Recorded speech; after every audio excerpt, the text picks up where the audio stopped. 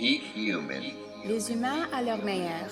C'est tu apogeo. Peak 人間 Peak humano.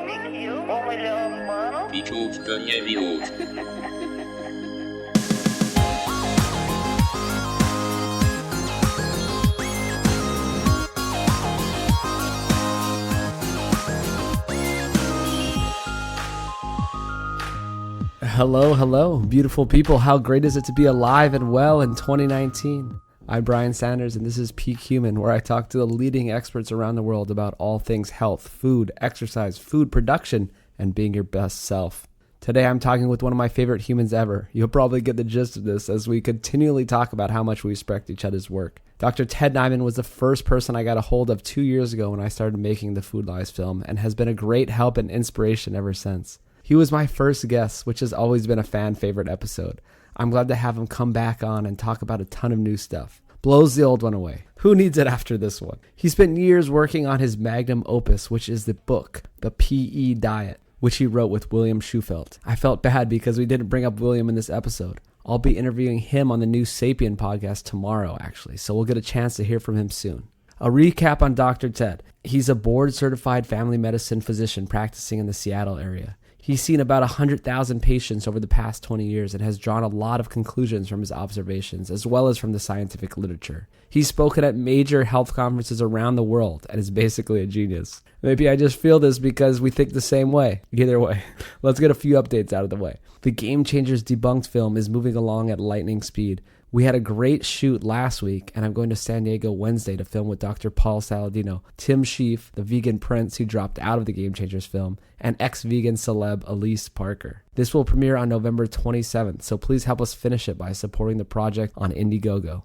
Food Lies is also in full force, meeting up with the editing team Thursday to work through some of this beautiful footage. That's also on Indiegogo. Please find out more at foodlies.org. And we're shipping out a lot of grass-fed and grass-finished meat lately. You can get your own at nosetotale.org.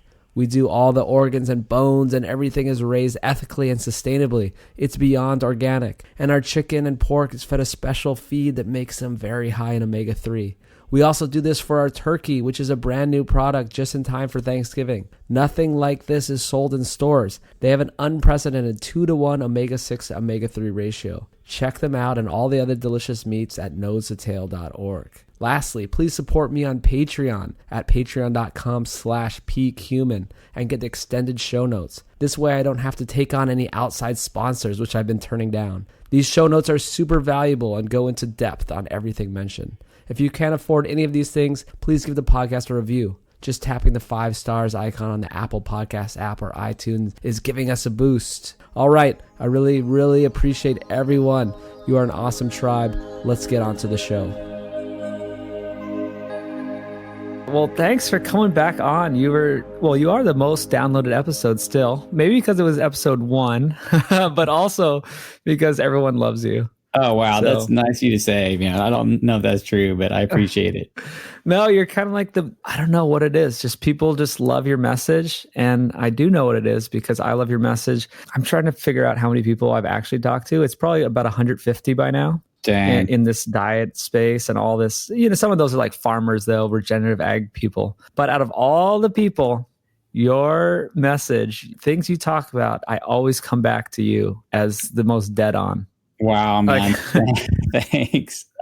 I'm dead serious. That's what. Yeah. I just take in as much as I can and listen to every single person's opinion. It always comes back. Wow. Ted. Honestly, you and I are like practically the same person because we've got the mechanical engineering thing going on and the diet geekery, and probably talking to me is almost exactly like talking to yourself. We're like the world's the exercise stuff too. Chamber. Yep, exactly. We were basically separated at birth. In fact, I don't think anyone's ever seen the two of us in the same room at the same time. Yeah, we could be. We're basically the same. So yep. I'm glad we're talking again. Oh, I'm up in Seattle for Thanksgiving. I don't know if you're around. We should connect. Oh, yeah, absolutely. Cool. Well, let's connect then, but let's start talking about all this stuff now. I got sent your book. That's why I wanted to have you back on. I knew it was going to be amazing because I see what you do on social media. I didn't get a chance to finish it because I actually just started making this Game Changers debunking film. Oh, yeah. And that really took over my life. Well, that's important, man. Thank you for doing that, by the way. Well, sure. Yeah. What did you actually put yourself through the torture of watching it? I actually have not, but I definitely need to do that just to know what I'm up against.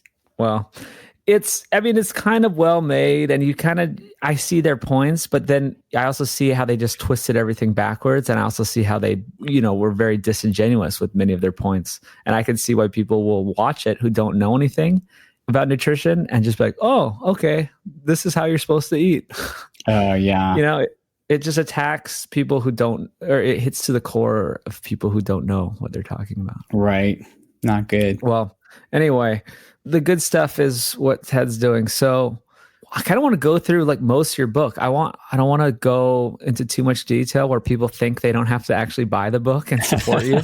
No, let's get through it now, and then people don't have to read it, man. Save them some time. You don't have to. Yes. Okay. So that'll be my upfront pitch, is that I know all this stuff kind of because I just followed Ted and I researched it myself, and I still have great value by reading it. And I didn't finish it, but I kind of skimmed over the last part just to make sure I kind of got all the gist. And just please buy it. Support Ted. Yeah, I'm serious. Just support him. It's like you spent years of your life working on this, and you're just a doctor. You work in a clinic. You're not some of these people who have all kinds of different programs or big things going on where you're trying to make money. You're kind of just like, hey, I'm just a doctor. I do my thing. I've actually never sold anything before, ever. I've just been a doctor as my only income source. So I don't even know what it's like I'm the worst salesperson ever. I've just been like, giving away copies, and let's just say it's a good thing I have a day job where I can punch a clock. Yeah. Well, that's the best part. That's what, how you can trust people, because it's not a salesman and he's not relying on this, and there's no ulterior motives. There's nothing going on. So, yeah. Okay, this is great. So this is just simple stuff. It's so simple. Like how you put the whole book on one page and you put it on social media for free. So what is like this top level view of this? Like how simple can it get? Oh, wow. Okay. So like I'm trying to zoom all the way out. Like I'm trying to zoom out as far as anyone can zoom out. And I start the book out with just like, what is eating? And I think that people don't realize that humans are animals, and animals have to continuously ingest other living organisms just to be alive. And we're really only looking for two things, and that's nutrients, which is mostly protein and minerals, and then energy, which is the carbon-carbon bonds of carbs and fats. And that's basically solar energy stored as chemical energy by plants. So when you zoom way, way, way, way out, we're just ingesting entire other organisms to get high energy carbon-carbon bonds, and then also protein and minerals, the elements that we have to build our bodies. And I feel like nutrition really lacks nutrition just doesn't have any first order science. You know what I mean? We have all this religiosity and all this voodoo and all this mysticism. And that's how you get the religions of paleo and animals only and plants only and keto and starch solution. And we have all these camps of like religiosity. But if you really just zoom way out and look at the super big picture, we're just trying to ingest these nutrients, protein and minerals, and then this energy in the form of carbon-carbon bonds. And then really all of our problems literally come from over-ingesting energy. We've just consumed too much energy in the form of carbon-carbon bonds. We get energy toxicity, and that drives your whole spectrum of obesity and insulin resistance and type 2 diabetes and every single chronic degenerative disease, which is associated with insulin resistance, which is really just energy toxicity. And there's basically three things that we have to accomplish when we eat. Number one, we need nutrients to build our bodies out of. That's protein and minerals and elements. Number two, we need energy to run everything. And that's really just the high energy carbon-carbon bonds of carbs and fats. And number three, you have to avoid toxins, because if you eat some stuff, it's going to kill you.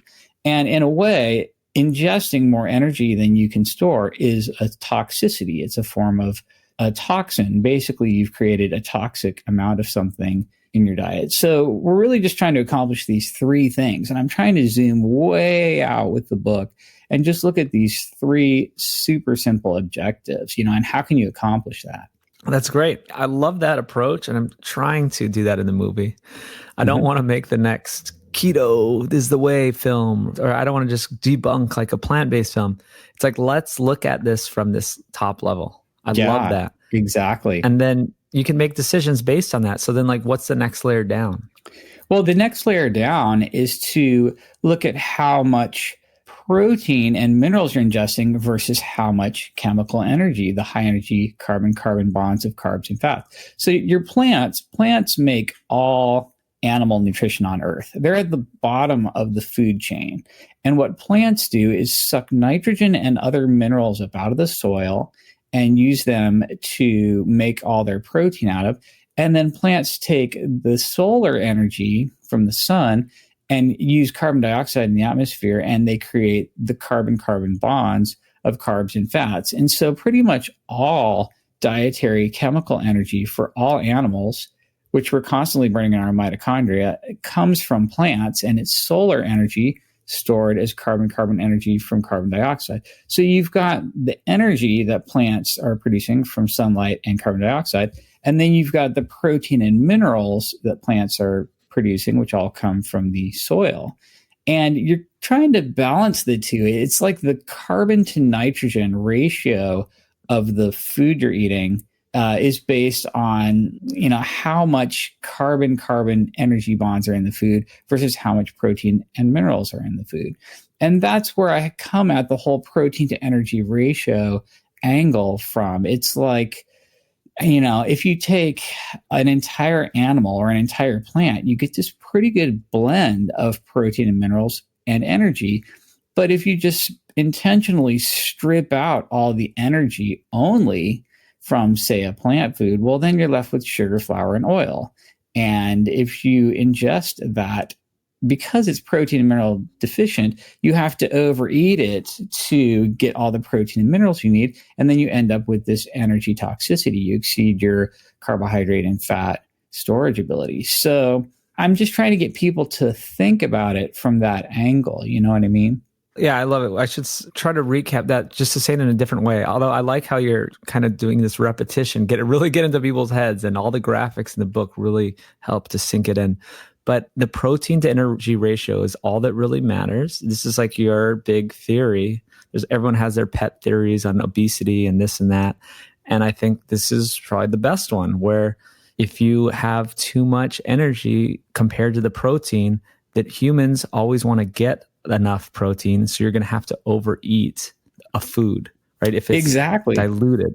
Right, yes. Right. So we have a ton of evidence that shows that the amount of energy humans consume is inversely related to the protein percentage of the food they're eating. So if you're eating a low protein food, you have to overeat that food or the energy from that food to get enough protein just to survive. And if you're eating a much higher percentage of protein food, then you get satiety and you're done eating at a lower energy intake. And we've shown this experimentally in humans and in animals, and it seems to be something that's very predictable. The lower the protein percentage of your food, the more of that food you're going to have to eat in almost a linear fashion. And if you look at worldwide hunter-gatherer macronutrient estimations, they're eating about 33% protein by calories. And right now in America, we're eating about 12.5% protein by calories. So your hunter-gatherers are eating 3 times the protein percentage that we are almost. And the outcomes are radically different. They really don't have to worry about obesity and insulin resistance and type 2 diabetes and a lot of these chronic degenerative diseases from energy toxicity. Mostly because counting calories. Right. You really don't have to count calories. If I zoom way, way out again and I look at the whole nutrition space, you've kind of got 2 camps. There's the how much to eat camp, and there's what to eat camp. And I think what I'm bringing to the table is sort of best of breed of the what to eat camp. And I'm making the argument that food choice is everything, and what you eat determines how much you're going to eat. You know what I'm saying? So like, for example, if I took a bunch of obese people and put them on a desert island and all they have access to is beef and eggs and salmon, and that's it. You're really not going to have to get those people to count their calories or weigh and measure what they're eating. They're pretty much going to cruise down towards their ideal body weight because of what they're eating. Their bodies are going to tell them how much they should eat. And they're just going to eat when they're hungry and stop when they're full. And that's that. And that's what every free living animal on earth does, eating the diet it's supposed to eat. You basically eat the right food and your body tells you how much to eat. The problem with the how much to eat is that we're surrounded by food like garbage in our food environment. And the vast majority of the food around you is food like garbage that's horrifically protein deficient. And if you try to just eat less of that food, you're going to be starving. You're literally not going to get enough protein and minerals to run your body. And you're going to be extremely hungry and you're just going to fail hard. So the how much to eat approach is dead in the water because we don't have any real food around us. And then if you had real food, you actually don't have to worry about how much to eat because your body tells you. That's perfect. It's genius. I'm a little jealous that you got this book out first. I joked around with you a while back that we're writing the same book. I'm like, no, Ted. But I like your response. Right? I hope you write the exact same book I wrote, because I think this kind of convergence means we're at least a little bit on the right track. You know what I mean? Yeah. And it's just, yes, absolutely. And that we just need to hear, people need to hear it 24 more times. I think you're right. Yeah, absolutely. Please write the exact same book I wrote. That would be awesome. I will literally, I'll buy it and I'll give a copy to everybody I know. And it's a different title. No, really though. It's 100% true. It's our modern food environment doesn't allow this how much to eat model work. No matter how hard you try. But I love your thought experiment. Throw someone on a desert island and with just only the whole foods, even if it was plant foods, and maybe they just got a few oysters in there and they got some mussels off the rocks. And then the rest were just whole food, plant foods. Yeah, they'd lose weight. They'd be perfectly fine. And I talk about, it's sort of a joke in the book, but I talk about the amoeba diet, where the ultimate diet is basically just ingesting an entire other organism, either plant or animal, in its entirety, almost like you were a single-celled organism. You know what I mean? And if you're eating the entire organism, you're automatically getting this perfect array of protein and minerals and energy. You're basically getting everything you need to make and sustain life. And you're not going to get any energy toxicities that way. And I think your satiety would be 100% automatic on this sort of diet. And that's why my argument is food choice is everything. So, on this desert island where people have entire fish and cows and eggs to eat, and that's it, they're just not going to have to worry about quantity, just like every other animal on earth. You're really not going to overeat these foods. And all the other considerations just fade into insignificance, because you don't have to worry about when you're eating or how much you're eating. You don't have to buy smaller plates so your food looks bigger on them. You don't have to chew your food 100 times and take 20 minutes to eat and eat mindfully. All of the BS stuff that we've come up with to try to eliminate or reduce how much we eat just fades into insignificance if you're choosing the right food. So I really think that food choice is everything. And that's basically central to the whole book. Yeah, that's the one takeaway. If you don't even read this book and you're too cheap to pay Ted for this book, just remember food choice is all that matters. And I want to tell the world that. And I'll just step back in. Just go back to eating the whole animal part, because not everyone understands this nose to tail concept and why it's important. I used to even not understand it. It's just like, oh yeah, that's cool. It's what our ancestors did. Like, oh yeah, sure. But why? Okay. All right. So let's say you're just eating an entire plant, like you found a broccoli plant and you're eating the entire thing. You're going to get this really nice array of macros and micros. You're going to be eating, there are carbohydrate in the plant, but it's all in cellular form. So you're getting the fats in the cell wall membranes and the protein in the cell organelles, and you're going to get the fiber, and you're going to basically get a full spectrum of micronutrients. And where we get into trouble is when we start concentrating just the energy. So plants store energy in their roots and their tubers and their nuts and their seeds and their fruit. Because humans like to eat energy, we try to just concentrate the energy part of the plant. Like we might just cultivate this plant to grow the biggest fruit possible with the most sugar energy in it. So like, you look at your modern grocery store banana, which is, have 27 grams of sugar in it. And we've cultivated this to be as large and energy filled as possible. And then we just eat this high energy part of the plant. So you're kind of getting a skewed protein to energy ratio. And we do that with a lot of our plant foods. We'll just eat the sap from a plant, like your cane sugar. We just take out the sugar part of the plant and throw the rest away. Or you grow the largest orange you possibly can and juice it and throw the rest away. So we're trying to siphon off just the energy. You've got a giant potato the size of your head that give you a lot of glucose, and it's disproportionately low in protein at that point. So we're cultivating all these plant foods for maximum energy yield, and then we're processing them even further for maximum energy yield. And by the time you're done, you've magnified the energy to protein ratio multiple times over with the cultivation and the breeding and the processing. And your final product is like an extreme amount of carbon energy and like maybe trace to no protein or minerals.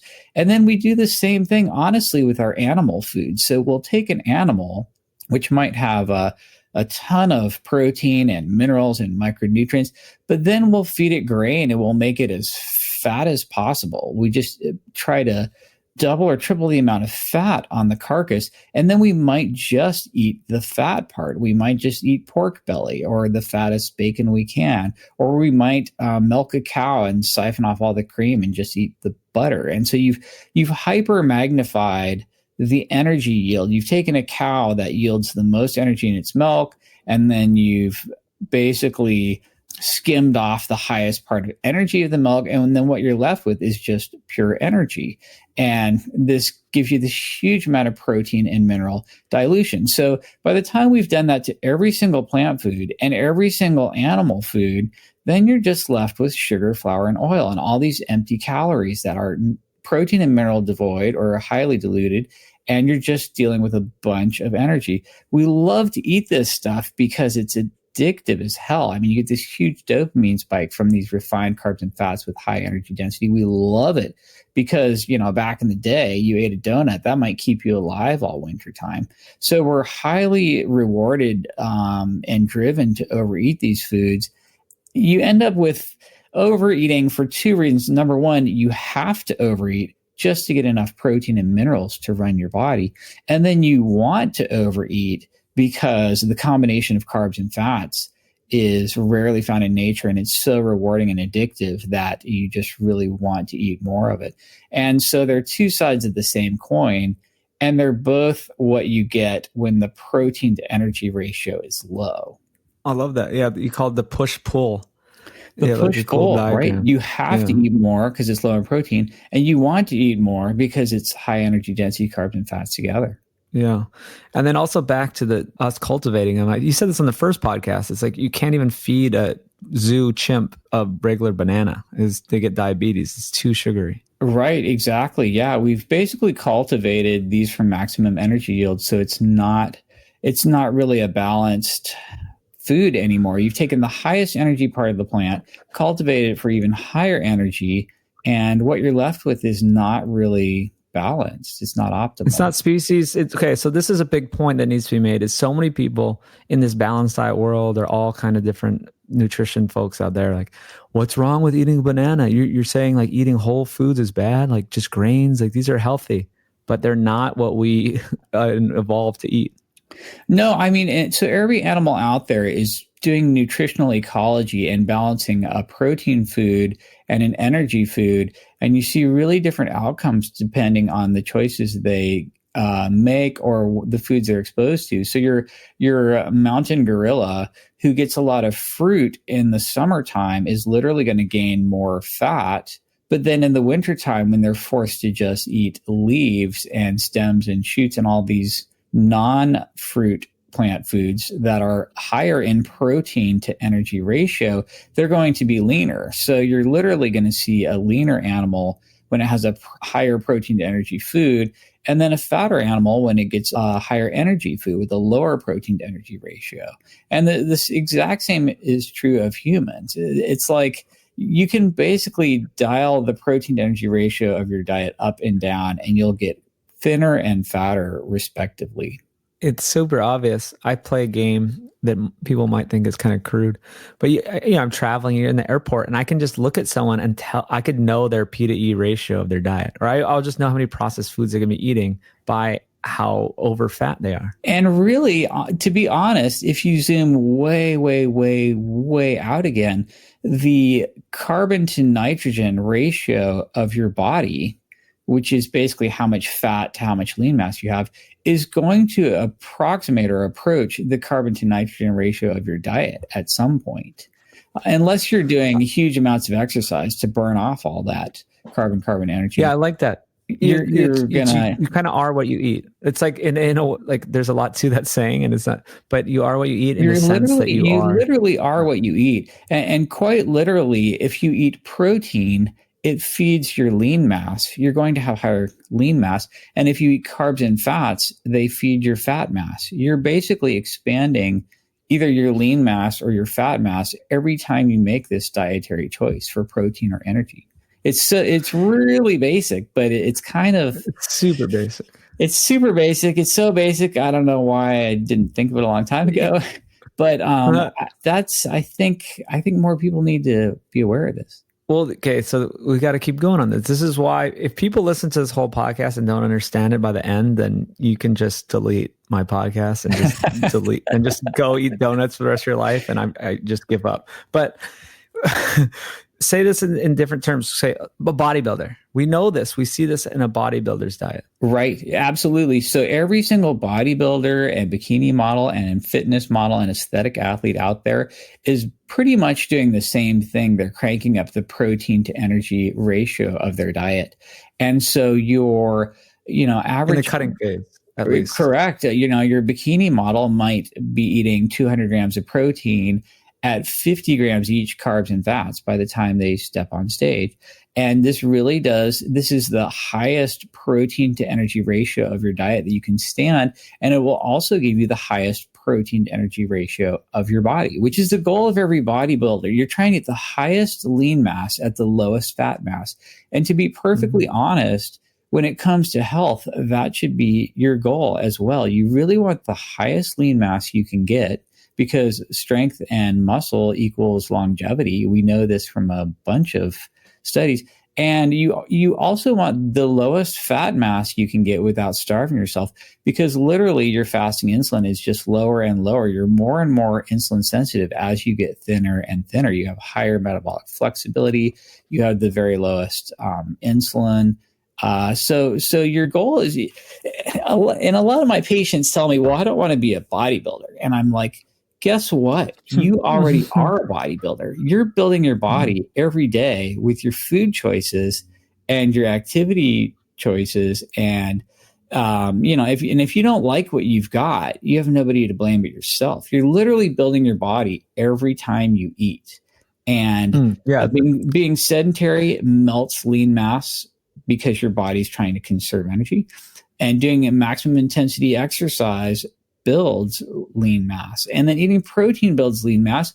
Eating energy builds fat mass. So you're basically building your body with these diet and exercise choices on a daily basis. And you just have to sit back and think about, what am I building and how have I created this with my diet and my exercise?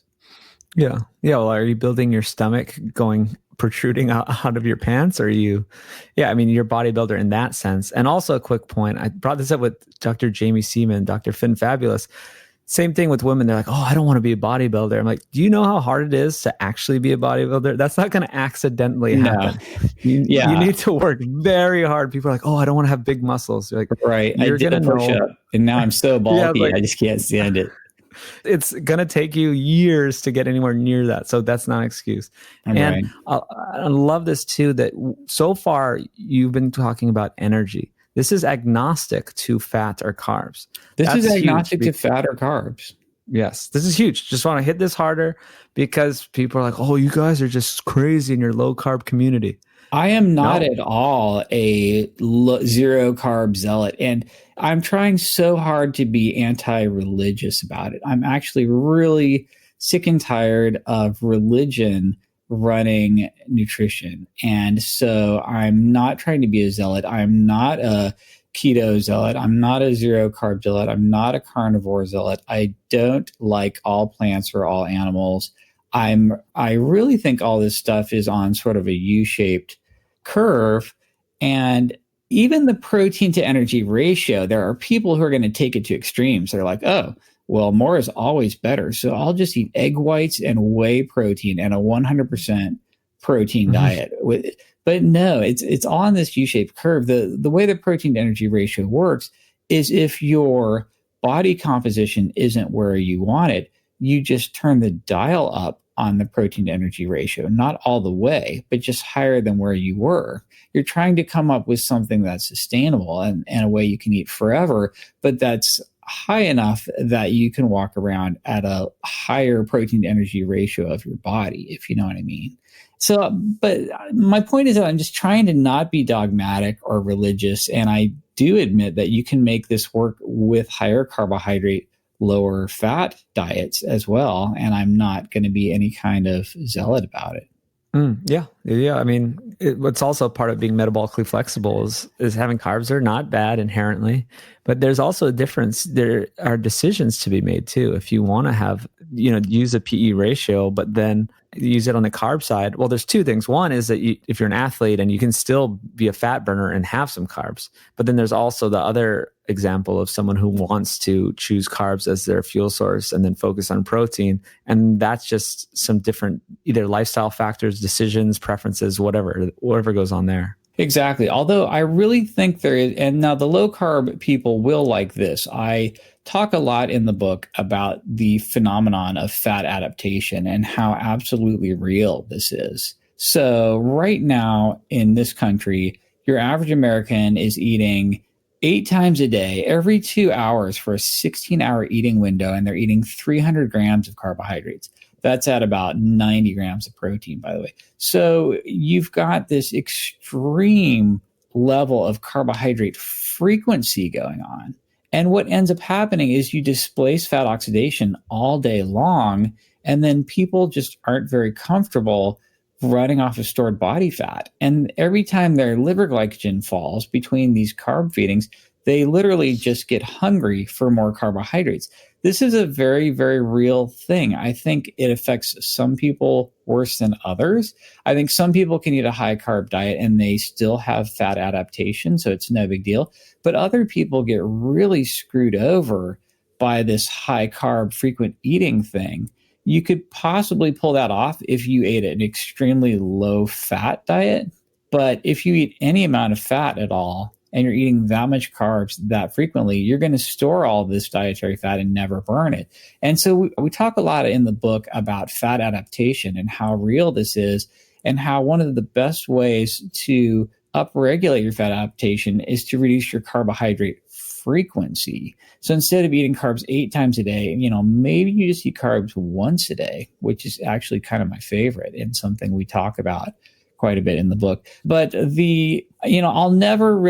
always going to be on team low carb because I really believe that this fat adaptation thing is real. And everyone who's had success on a low carb diet will tell you all about it. It's life changing. You go from being hangry every couple hours to feeling like if you don't eat all day, you barely even notice. And it's almost like a superpower for these people who are strongly affected by carbohydrates. And this is such a real thing that, we devote a whole chapter or two in the book about this this phenomenon. So I still think that your average person is radically overeating carbohydrate, and most people would benefit from reducing carbohydrate frequency greatly. Yeah, it's so huge. And that happened to me yesterday. I was busy and I didn't eat until 3 p.m. and I didn't notice at all. And before I had, I don't know if you know anything about hyperacidity. Someone told me I had that growing up, where if I didn't eat in 4 to 6 hours, my stomach ate itself. My stomach acid ate itself, and I got severe pain in my stomach until I ate something. Right. And I was affected by that my whole life. And then I got fat adapted, and it's like, well, I didn't have to eat, and then you eat. But absolutely. Also, and then I started seeing some patients. I'm in the clinic up in Los Angeles, and with my doctor, business partner. And I think the hugest thing is people have so much energy around food, psychological problems, habits, modern society. All this stuff affects food. And to be liberated from food, what you're saying is when you're fat adapted is a miracle. It is a miracle. And this is such a big deal. It's so dramatic. That's why you have these rabid low carb fans who are, they're low carb for life. And it's because they've really benefited from being more fat adapted. Now, to be honest, I think that your average person could upregulate their fat adaptation 2 ways. Number one, cyclical carbs. So, for example, just shrinking carbohydrate feeding down to once a day and a smaller quantity, and also high intensity exercise, which sucks all the glycogen out of your body so rapidly that you're forced to burn more fat. So I think people can get fat adapted with just a low carbohydrate frequency and also high intensity exercise. So I'm kind of, instead of being zero carb, like, okay, this carb restriction was so great for me and I'm so fat adapted and it was so miraculous that all carbs are bad and I'll never eat carbs and carbs are dead to me. But in reality, what you could do is just say, you know what, I'm just going to eat carbs once a day. And after a huge glycogen depletion workout with a bunch of high intensity exercise that leaves me with, no glycogen left in my body, during which time I had to burn a crap ton more fat. And so I think you have people who are doing enough exercise that how much or how often they eat carbs, they don't even seem to notice because they're so fat adapted thanks to exercise. Or you have people who are doing, intermittent fasting and shrink their carbohydrate eating down. And even if they eat a lot of carbohydrate, if they're eating it less often, they get to flip this metabolic switch at least once a day where they're in ketosis and they're burning fat wide open and they're really good at that and they function well in this low glycogen environment. And so I'm making the pitch for shrink your carbohydrate frequency, burn more glycogen but with high intensity exercise, and then go ahead and eat, 100 grams of carbs once a day. Like, who cares? You're going to be fine as long as you have plenty of room in your fat cells and plenty of glycogen storage room in your liver. You're going to be able to get away with that and maintain your metabolic flexibility. And I think that might actually be the holy grail. It is. This Mark Sisson, I love all his work on that and promoting it and talking with him about that kind of stuff. It's the best. And maybe a lot of these things, if we're going too fast or if this is not making sense, just get the book and look at it visually, because a lot of this stuff, it's I don't know. I'm just trying to picture someone else out there who doesn't know all this stuff, isn't familiar with Ted's work. So yeah, when you're talking about frequency and all this, well, okay, let's talk about meal timing then, because that's a huge component of it, right? Is meal timing and carbohydrate timing. Right. So the fewer times you eat. Okay, you said it. Okay, carbohydrates are very time-based. You can only hold 4 grams glucose in your bloodstream. So all the glycemic carbs that you eat, the non-fiber carbs that you eat, have to immediately be stored in either liver or muscle. Your muscle, the job of your muscle is to stay full with glycogen. So unless you've done high-intensity exercise, your muscles are probably have plenty of glycogen in them. So what you're really using to buffer glucose out of your bloodstream is your liver. Your liver is the shock absorber for glucose. All your dietary glucose coming in goes in your liver to be stored as glycogen. And the liver sucks all the all the glucose out of your bloodstream, stores it as glycogen, and then slowly releases it over the next 12 to 24 hours. So liver glycogen is constantly falling back down towards zero. The liver likes to stay empty of glycogen, so it has room to buffer more dietary glucose coming in, right? So carbs are kind of this time-based event where, you eat 100 grams of carbs, you fill up liver glycogen, it slowly drifts back down to zero over the next 12 hours or so, during which time your blood glucose and your insulin slowly fall. And it's this falling liver glycogen that signals the transition from the fed state into the fasted state. Well, if you limit your carbs to maybe 100 grams and you just eat them once a day, definitely prior to 24 hours, you're pretty much in a full-blown ketosis, and you've switched over to this completely fasted state where you're running off of stored body fat to power your entire metabolism. And I think there's something really beneficial about that. I think that really helps keep you fat adapted. And that's why I'm saying that eating carbohydrate is almost a time-based event. It's dependent on the quantity as well. It's all on a spectrum and kind of the product of quantity and time. But I like to think about it in both those directions, mass quantity of carbohydrate, and then also how frequently you're eating them and how long it's been since you've eaten carbohydrate. My advice to most people is shrink down that carbohydrate eating window. And I honestly think the major benefit to intermittent fasting is shrinking down your carbohydrate frequency, because that has the most dramatic effect on your whole body metabolism. Mm-hmm. Yeah. And some of these graphs are what I was already making. I mean, it's not like they're original either, but it's showing that when you eat these carbs, your blood sugar goes up, or just any food will take you into the fed state and out of the fasted state. And you want to spend time in the fat burning mode. And then you can see that that's why people love this. I like an 8-hour, 7-hour eating window, because you have plenty of time for your body to use up that energy and then go into the fat burning state. Right. And basically, when your liver is full of glycogen, your insulin is high intentionally because you have to burn glucose to get rid of that. You're just displacing fat oxidation. You're just shutting off fat oxidation until that glycogen is mostly gone. And you can get away with that if you never eat any fat. And that's how all these high carb vegans stay very thin. If you're eating the 30 bananas a day or the McDougall starch solution, but you never eat any fat, you're going to get away with that. The problem is you're going to have to eat really frequently. You're probably going to get hangry, and you're going to feel these glucose excursions. You're going to be eating every few hours, and you feel this kind of high and low on the glucose. And honestly, I've been on that train, and it's not cool. I used to get so shaky 3 or 4 hours after my cereal and low-fat milk and juice and toast. I thought I was going to die. Like, I would literally have to eat or I would bonk. I just couldn't even function. And I had that so bad for so many years that now to eat less carbs and less frequently, I just feel so much better. It is kind of miraculous. And I think the low carb haters don't really give enough credit to this phenomenon and how big a deal it is for so many people. You know what I mean? Yeah. No, it's liberating. It's completely liberating. And there's more going on there too. It's like, why are you avoiding fat as well? I mean, yes, it can work. You're putting yourself in this different metabolic state, but it's like, then you could be missing out on needed fats and cholesterol and different things to make your brain function well and other stuff. Right, exactly. Well, what about the difference between animal foods and plant foods? So now I like this unbiased approach, but it's like kind of like, hey, let's look at both sides, but we think this is better.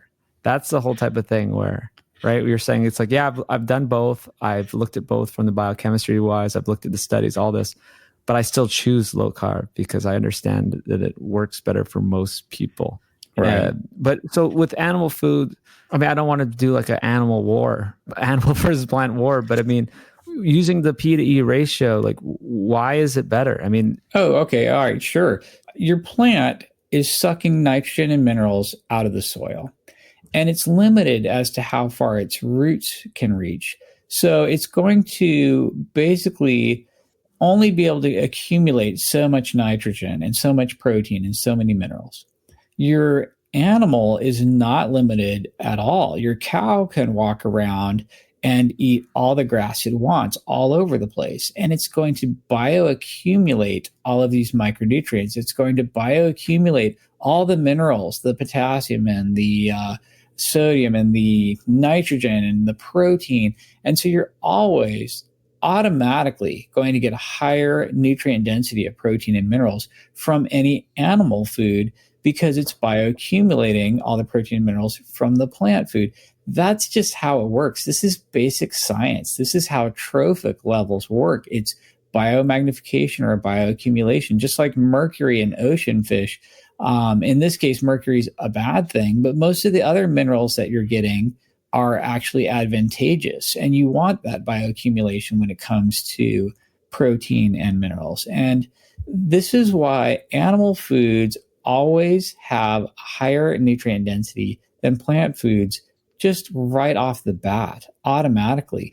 And so anyone who thinks that plant foods are inherently better are really automatically wrong from a basic science perspective. And I'm not trying to make it about us versus them. And I don't like all plants or all animals. The reality is every single human who's ever lived has been an omnivore and has eaten plants and animals. And that's clearly the way we evolved. So it's a false dichotomy and totally ridiculous to make it all about just one or the other. So I hate that religiosity. And I also hate the fact that anyone would assume animal foods are just automatically bad, from a religious type approach, which I feel like so many plant-based advocates have taken.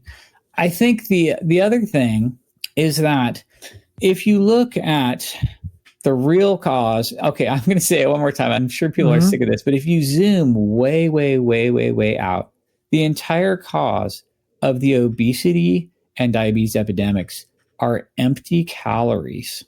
And that is energy calories that provide no satiety. And by definition, these are carbs and fats that are devoid of protein and minerals. So empty calorie carbs and fats, refined carbs and fats, are the cause of obesity and type 2 diabetes. And you're talking about things like sugar, flour, and oil, basically. And these are all mostly plant foods. You can occasionally get a refined fat out of an animal just in the form of, butter or lard. But the greatest contribution by far is plant foods. So you inherently have plant foods producing more of our problematic energy sources and also providing less protein because they're limited from the amount of nitrogen they can extract from the soil with their roots, and they're not able to bioaccumulate or biomagnify the way animals are. And that's why I'm just, inherently biased towards animal nutrition right off the bat. You know what I mean? It's harder to get empty calories out of them. You're automatically going to get more protein and minerals. You're automatically going to get a higher protein to energy ratio most of the time. Now, I do make exceptions for any plant circumstances where you're eating the entire plant. So if you eat broccoli or asparagus or anything that looks like you're eating an entire plant, I think those macros are awesome. And in fact, on my protein to energy ratio system in charts and graphs, you'll see that green vegetables are spectacular. And anytime you're eating a plant in its entirety, like broccoli or asparagus, you're getting great nutrition. Those are fine. There's nothing wrong with those. It's only when you concentrate the energy part of plants that you really get into trouble. Unfortunately, that's what we like to do. That's what we do with our plant foods. We're just trying to get the energy out of them. And it's been a disaster. Well, yeah. And for so much of human history, we were trying to get as many calories as we can. And that's how we developed all this stuff, is to feed people. And 4,000, 10,000 years ago, building pyramids forever until very recently, 100 years ago, we were desperate for calories. Right. You just had to get enough energy to stay alive. And it was a struggle. So we'd eat anything that had energy in it. Yeah. And you talked about the whole plant. I wanted to go back really quickly to nose to tail. We didn't really cover that. Eating the nose to tail animal, you're getting all the full nutrition, the full spectrum of nutrients in the liver and the bone marrow and the heart and the kidneys and spleens. Like there's just so much else there, but we kind of as Americans just choose to eat the just isolated, muscle meat, and it's delicious. It's great. But, there's a reason for eating nose to tail. Absolutely. Yeah. I'm so with you on the nose to tail thing. And anything that looks like ingesting an entire living organism, I think is optimal. And that's why I love eggs. I love seafood and shellfish. I have to admit, I don't really eat a lot of organ meats from ruminants, for example, but I feel like I eat enough eggs and shellfish to probably make up for that. And you get a similar nutrient spectrum there. Mm-hmm.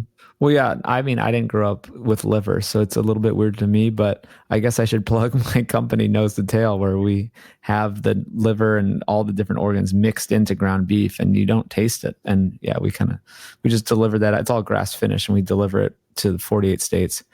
But I love what you're doing there, by the way. It's amazing. Thanks. Yeah. No, it's been going really well. And yeah, that's our most popular product by far, is just the ground beef with it mixed in. I mean, it's just practical. It's easy. It works. It tastes good. So yeah, it's hard. But yeah, a shellfish, that's a good one. I didn't really think of that before you, is that it is the whole animal. All these, you're eating like a whole shrimp, a whole mollusk. You're getting all the nutrition. And just think about it like this. Your body needs, right? Humans need all the different micronutrients, right? There's like phosphorus and magnesium, this and that. And you have this whole ratio of it in you. And why you want to eat that, because another animal has that full spectrum. It's not the same ratio exactly, but it has a full spectrum of nutrients in it. That's why you want to eat the whole thing. Exactly. Okay.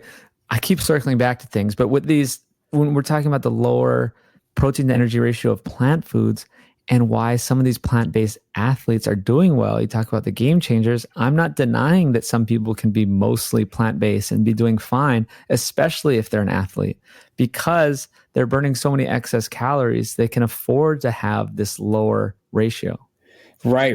Absolutely. So that's a very good point. It's like, some of your legumes are going to have a pretty good nutritional profile, but they might be providing you with more carbohydrate energy per unit of protein and micronutrient that you're getting.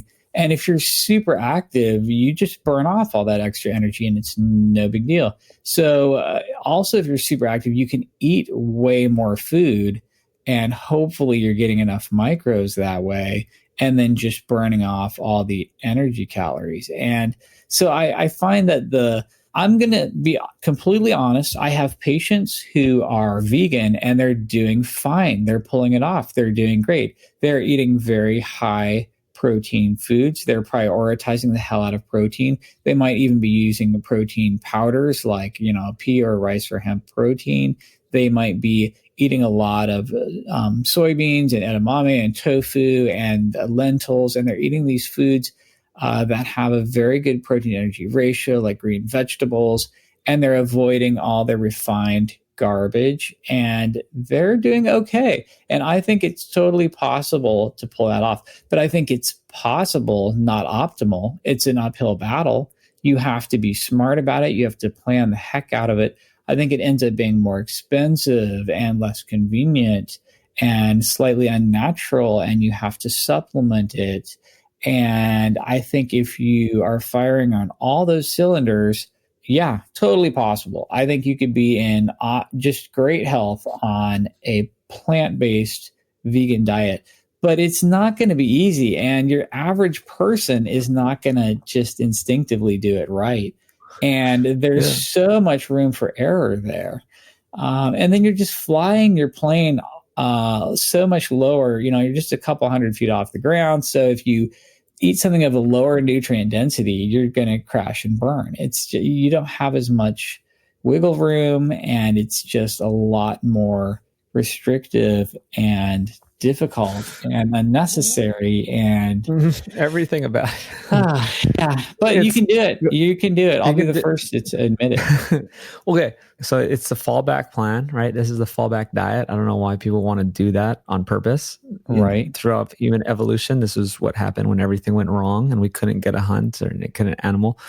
And we have these people like Rich Roll or Rip Esselstyn or something, whatever these guys are in this film trying to do. Okay, great. Yes, you pulled off like the triple backflip with 10 twists. And because you focus your whole life on it and you have calculators and spreadsheets and personal trainers and dietitian, maybe, consulting you or you figured it out enough that you can do it. Okay, fantastic. You're the 0.0001%. So why are we suggesting that everyone should do this?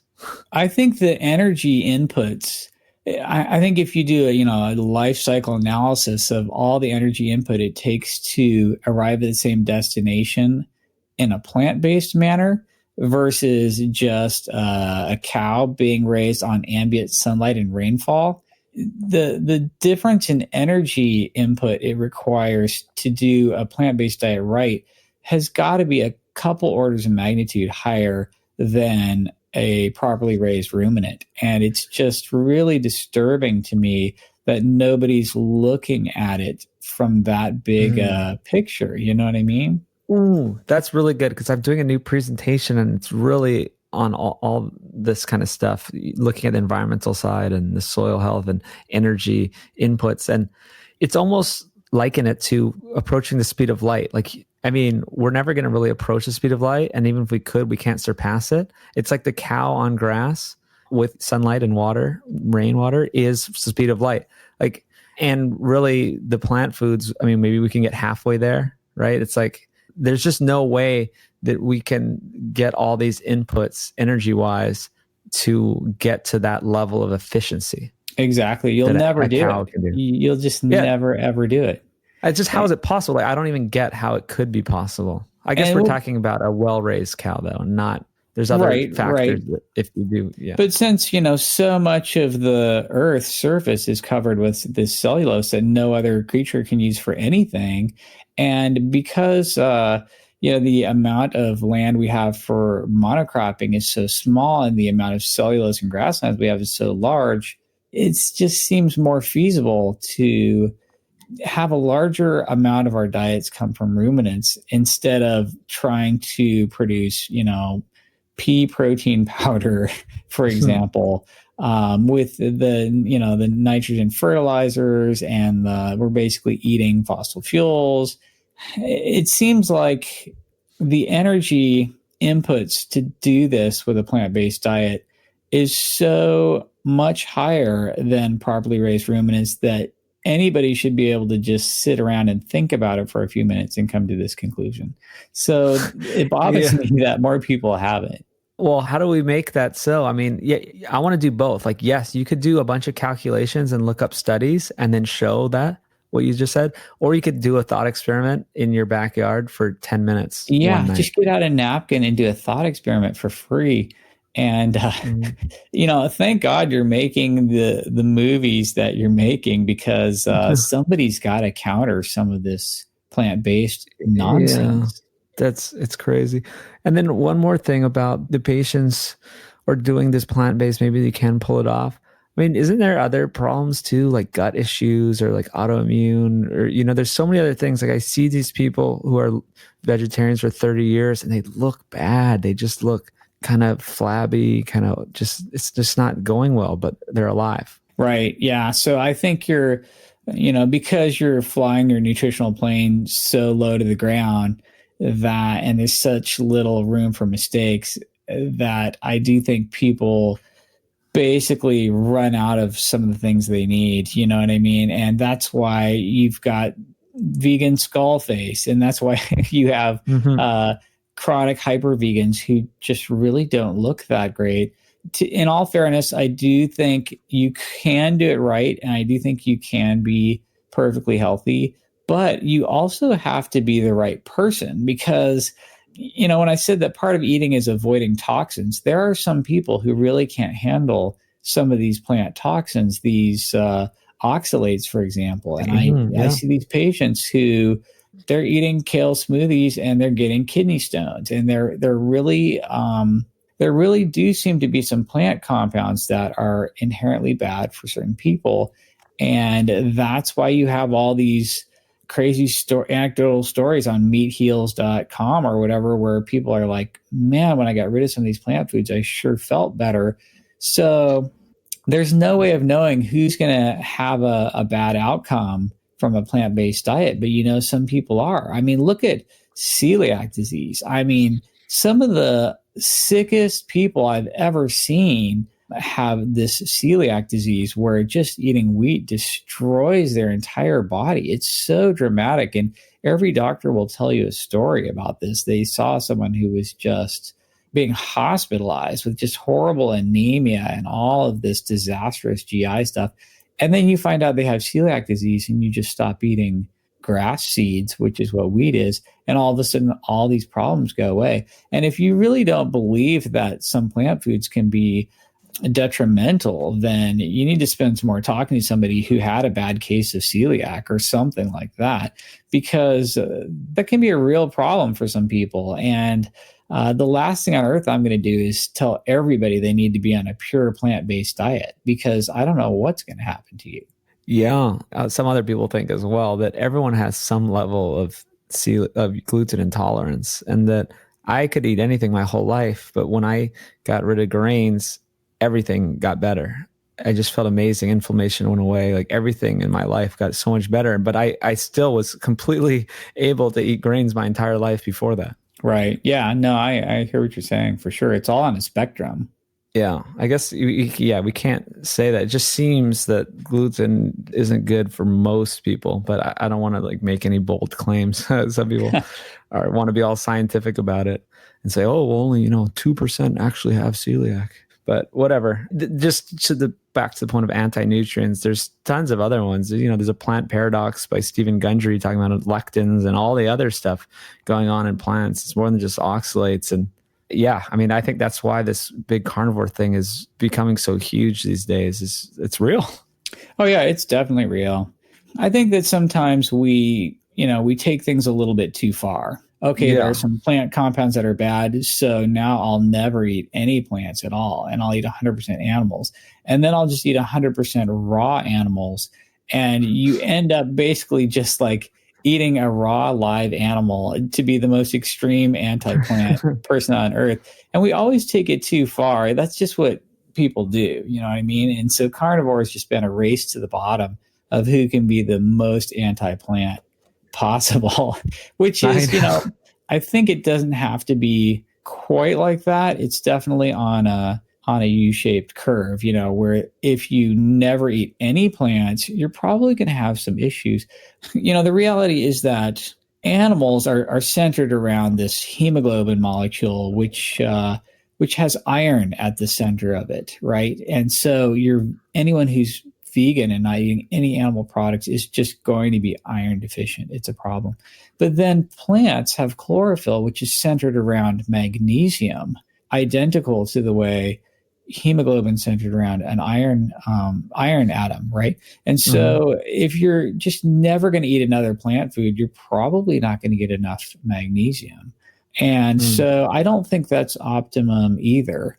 I'm trying to shy away from these religious extremes, okay, some plant compounds are dangerous, so I will never eat another plant. It's mostly poison. I don't want to be like that. And what's more, I don't want to be so fragile that my body can't detoxify some of this stuff. I want to make my body work hard. You know what I mean? I'm trying to push myself physically when I work out, sprinting and running and jumping, and I'm pushing myself to extremes. I also don't want to be so fragile with my diet that I can't handle any ox or lectins or glutens or any, plant compound at all. I'm trying to be as anti-fragile as possible. And part of that is going to involve eating something that my body has to detoxify. There's probably hormetic stressors there that are advantageous. It would be like if somebody said, you know what, I'm never going to run because that puts so much your leg muscles have to work so hard. It puts so much stress on your bone. Do you have any idea how much stress running puts on your femur? I'm never going to do that. And that's kind of where we're at with the plant compounds. It's like, I wouldn't eat one blade of grass because it could have oxalates and phytic acid and one bite of spinach. Oh my God, I'm going to die. Right. Well, and it's okay. I'm not about that. No, me either. I'm glad. This is the sapient diet right here. This is a sapient framework. I think we're You're basically interviewing yourself at this point. That's why I wanted to have Ted on so I could promote my sapient framework. No, I probably got it all from you over the years and don't even know it, or I do know it. But the sapient framework, for one, it's a framework, so it's not there's one size fits all. But it's we have plant foods in there and you make your choices. We're going to avoid the flour, sugar, oils. We're going to avoid processed foods. We're going to, have a high protein. We're going to embrace fat. We're going to do all these things. And then you can kind of come up with your own little ratio of plant to animal foods amongst the good ones that you want. I love that. That's perfect.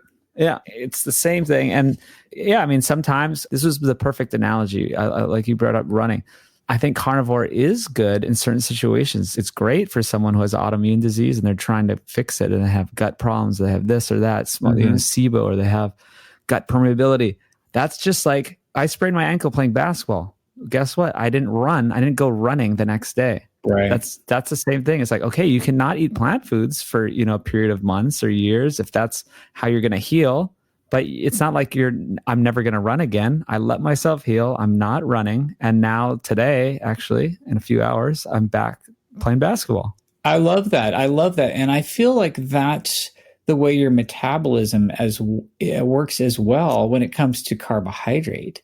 It's like I have all these patients who, when they're horribly diabetic, when they have low lean mass and high fat mass, they can't eat any carbs because their blood sugar is just instantly 300. But if they do a bunch of recomp, if they get less fat, more muscle, they have more room for storage in their fat cells, then they can regain this metabolic flexibility and they can eat carbohydrate and their blood sugar barely goes up at all. Maybe it doesn't go up even one little bit because they've done so much glycogen depletion exercise and it just falls into their muscles, I think it's the same way with carbohydrate tolerance. And it's like, your goal is to get to this optimum place where you pretty much can eat whatever you want and get away with it within reason. Yeah. You mentioned about just like your fat cells and you've been talking about this. I'm really interested in this personal fat threshold type of thing and just want to know that, there's a carbohydrate insulin view of obesity. I don't know. What do you think on this? I mean, I feel like you've said that carb insulin model's it's dead. Did you actually say that? The carbohydrate insulin hypothesis in terms of obesity and diabetes is caused by eating too many carbs and having high insulin all the time as a result. That model is completely dead. It's officially dead. What really causes insulin explain resistance? Well, before whatever order you want, but yes, just kind of explain it for people out there who don't know exactly what we're talking about. Gotcha. And I think the most dramatic example of this is humans and other animals who have lipodystrophy. I have patients who have lipodystrophy, and this is a genetic condition where you have almost no subcutaneous fat. And these people just look ripped and jacked. If you look at their arms and legs, they're all veiny and you can see the muscles and they've got striations and they almost look like they've been a pro level bodybuilder, even if they never lift at all. And it's because they have no subcutaneous fat. But these people are almost all horrifically insulin resistant and have type 2 diabetes. And if you look at them really closely, their waist circumference right at the belly button is quite a bit higher than it should be. Like they have this little protruding belly and they're skinny fat. And if you actually get out a tape measure and measure their abdominal circumference, it's way larger than you would expect or than it should be. And if you do a cross-sectional imaging on them, like a CT or an MRI, you see all this visceral fat packed in there. They have no subcutaneous fat, but they have all this visceral fat packed in there. And they're just diabetic as hell because they have no place to put energy when they eat it. It's a crazy, crazy, crazy condition. In animal models, you can buy a lab rat that's been bred to have, they find two rats in the wild who have lipodystrophy and breed them together. And now you've got a whole colony of rats who have almost no subcutaneous fat, and they will become diabetic on just standard rat chow because they have no place to store energy. And so they have really bad brittle insulin resistance and type 2 diabetes. You can do surgery on them where you implant a subcutaneous fat pad and connect it to blood supply. And literally overnight, their insulin resistance and diabetes is cured because now they have some place to store fat. And that is why the personal fat threshold is the cause of insulin resistance and type 2 diabetes. You literally run out of storage room in your adipocytes. The other big clue we have to how this works is adipocyte diameter. If you do a fat biopsy on someone and look at the diameter of their fat cells, if you're someone who can genetically undergo hyperplasia, where you just sprout a whole bunch of cute new little baby fat cells that have plenty of room, then you're going to be insulin sensitive forever. I have patients who are 500 pounds and they're perfectly insulin sensitive. They're not even pre-diabetic. And their fat is really soft and flabby and just droops off their arms and legs in soft rolls. And they could just sprout new baby fat cells subcutaneously forever. And they're still very insulin sensitive. But you could take someone who's skinny fat and they might just gain 10 pounds of fat, and they've long since filled up their subcutaneous fat cells. And if you look at those cells under a microscope, they're maximally expanded. They're at their maximum diameter. And then all their fat that they're eating is being stored as visceral fat or ectopic fat, inside their abdominal area or inside their liver and pancreas or other organs. So it's running out of fat storage and expanding your fat cells to their maximum size that causes insulin resistance. And that's why we see high triglycerides in people with insulin resistance. Triglycerides are just fat energy that's circulating in your bloodstream. And someone who's thin and has plenty of headroom to store more fat in their fat cells, your fat cells just hoover all the fat out of your bloodstream first pass. So like the fat comes by, your fat cells suck up all the triglycerides, your triglycerides are nice and low. That's why someone who's truly thin and insulin sensitive is going to have really low fasting triglycerides. But somebody who's filled up their fat cells, the fat cells don't want any more fat. They can't even stuff any more fat in them if they tried. So your triglycerides just circulate and circulate and circulate. And I see these people who've maxed out their fat storage and their triglycerides might be 500 or 1,000 or 2,000. I mean, we see just the extreme high triglycerides. And then if you eat a high fat meal on top of that, your triglycerides just explode and they're high forever because you have no place to put that energy. And that's basically the cause of insulin resistance and type 2 diabetes, is running out of place to store fat. Now, some people would say, oh, well, this is why eating fat is bad. But the reality is eating carbohydrate displaces fat oxidation. So you just end up storing and never burning all your dietary fat.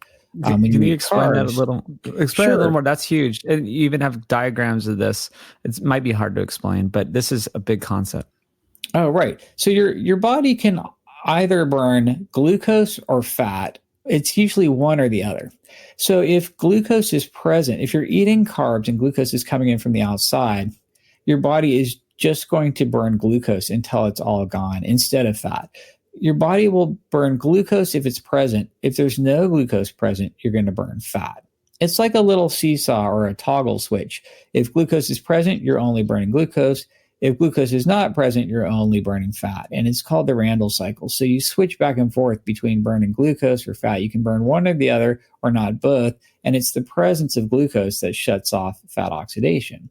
So if you're eating carbs all day long, you're just shutting off fat oxidation until all that glucose is gone. And then any fat you're eating is just accumulating in your fat cells, if it can. And that's why we get fatter. Most of your stored fat does come from dietary fat, but you're not burning it because your excessive carbohydrate intake is displacing all your fat oxidation. So you can honestly get fatter from eating too much dietary fat or from eating too much dietary carbohydrate. But what really drives it is eating both at the same time. And that's, of course, what most people are doing, especially since the carbs and fats together is so addictive and rewarding, and the dopamine reward and all of that kind of thing. Mm-hmm. And then, so how do people not overfill their adipocytes? Well, you can actually either just eat less fat or eat less carbs, and you'll be moderately successful. The low carb haters say, oh, a low fat diet or a low carb diet, either one will work. And that's exactly true. You can either eat less carbs or eat less fat. My personal favorite is to eat less of both and increase your protein percentage of your diet. So I think there's value in eating less fat and less carbs if you're diabetic. And in fact, absolutely, I have patients who are diabetic and they're on these 0 carb diets, but it's some sort of traditional keto where they're still eating tons of butter and heavy cream and macadamia nuts, and they're still overeating fat and they're not getting less diabetic. I've watched people's A1Cs go up a lot on a 0 carb, strict ketogenic diet. I'm talking tracking ketones. Once you get carbs out of the equation, you're just burning fat all day long, but it comes down to basic fat balance. If you eat more grams of fat every day than you're burning, you're just going to literally get fatter and fatter. That fat has to go someplace, or it tries to go someplace if you're diabetic. Calories matter at some point. And calories matter. I like to think of it almost in terms of a fat balance. And so if you're on a low carb diet, you have to watch how many grams of fat you're going to eat, because you're going to store all of that and then you might or might not burn it later.